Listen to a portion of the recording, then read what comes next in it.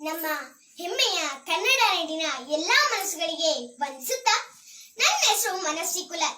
ನಾನು ಕಾರ್ಕಳ ತಾಲೂಕಿನ ನಿಟ್ಟೆ ಗ್ರಾಮದ ಸರ್ಕಾರಿ ಹಿರಿಯ ಪ್ರಾಥಮಿಕ ಶಾಲೆ ಕಲಂಬಾಡಿ ಪದವು ಇಲ್ಲಿಯ 4ನೇ ತರಗತಿಯ ವಿದ್ಯಾರ್ಥಿನಿ. ಜಯ ಭಾರತ ಜನನಿಯ ತನುಜಾತೆ, ಜಯ ಹೇ ಕರ್ನಾಟಕ ಮಾತೆ ಎಂದು ಕವಿ ಕುವೆಂಪುರವರು ತಮ್ಮ ನಾಡಗೀತೆಯಲ್ಲಿ ಕರುನಾಡಿನ ಹಿರಿಮೆ ಗರಿಮೆಯ ಡಿಂಡಿಮವನ್ನು ಅದ್ಭುತವಾಗಿ ಬಿಂಬಿಸಿದ್ದಾರೆ. ನಮ್ಮ ನಾಡನ್ನು, ಅದರ ಹಿರಿಮೆ ಗರಿಮೆಯನ್ನು ಕೊಂಡಾಡುವಾಗ ನಾವು ಭಾವಪೂರ್ಣವಾದ್ರೆ ಅದು ಖಂಡಿತ ಉತ್ಪ್ರೇಕ್ಷೆ ಅಲ್ಲ ಬಂಧುಗಳೇ, ಅದು ನಮ್ಮೊಳಗಿನ ಕನ್ನಡದ ಅಪರಿಮಿತ ಪ್ರೀತಿಯ ದಿಗ್ದರ್ಶನ. ಯಾಕಂತ ಹೇಳಿದ್ರೆ ಕವಿ ಪಂಪ, ಕುಮಾರವ್ಯಾಸ, ಕಾಳಿದಾಸರಂತಹ ಕವಿ ಪುಂಗವರ ಜನ್ಮನಾಡು ಇದ್ರೆ ಅದು ನನ್ನದು. ಕುವೆಂಪು, ಕಾರಂತ, ಮಾಸ್ತಿ, ಪಂಜೆಯವರಂತಹ ಮಹಾ ಸಾಹಿತ್ಯ ರತ್ನಗಳನ್ನು ಜಗತ್ತಿಗೆ ನೀಡಿದ ನಾಡು ಇದ್ರೆ ಅದು ನನ್ನ ಕರ್ನಾಟಕ ನಾಡು. ಕೃಷ್ಣ, ಶರಾವತಿ, ಕಾವೇರಿ, ತುಂಗೇರು ಹರಿಯುವ ನಾಡು ನನ್ನದು. ಹೀಗೆ ಹಲವಾರು ಕ್ಷೇತ್ರಗಳಲ್ಲಿ ಹಲವಾರು ವೈಶಿಷ್ಟ್ಯತೆಗಳನ್ನು ಹೊಂದಿರುವ ಈ ನಾಡಲ್ಲೇ ಹುಟ್ಟಿರುವುದಕ್ಕೆ ನನ್ನೊಳಗೆ ಬಿಮ್ಮನೆಯ ಹೆಮ್ಮೆ ಇದೆ ಬಂಧುಗಳೇ.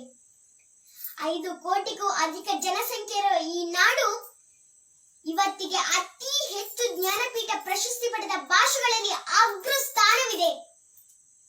ಕರಾವಳಿ ಕರ್ನಾಟಕ, ಮಲೆನಾಡು, ಬಯಲುಸೀಮೆ ಎಂಬ ವಿಭಾಗ ನಮ್ಮಲ್ಲಿದ್ರು ಧರ್ಮ, ದೇಶ, ಭಾಷೆ, ನೆಲ, ಜಲದ ವಿಷಯಕ್ಕೆ ಬಂದಾಗ ನಾವೆಲ್ಲ ಒಕ್ಕೊರಲಿನಿಂದ ಹೇಳುವುದೇ ನಾವು ಕನ್ನಡಿಗರು.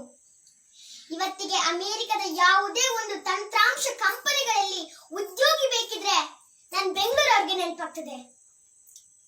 ಕನ್ನಡ, ತುಳು, ಕೊಡವ, ಬ್ಯಾರಿ ಹೀಗೆ ಹಲವಾರು ಭಾಷೆಗಳು ಜನರ ಮನೆಯ ಭಾಷೆ ಆದ್ರೂ ಕೂಡ ಹೃದಯದ ಭಾಷೆ ಅಂತಿದ್ರೆ ಅದು ಒಂದೇ, ಅದು ಕನ್ನಡ. ಇತ್ತೀಚೆಗಷ್ಟೇ ನಮ್ಮನ್ನಗಲಿದ ನಿತ್ಯೋತ್ಸವ ಕವಿ ಅಂದ್ರೆ ಡಾಕ್ಟರ್ ನಿಸಾರ್ ಅಹಮದ್ ಅವರ ಪ್ರಸಿದ್ಧ ಕವನಗಳ ಸಾಲು ನೆನಪಾಗ್ತದೆ ಬಂಧುಗಳೇ.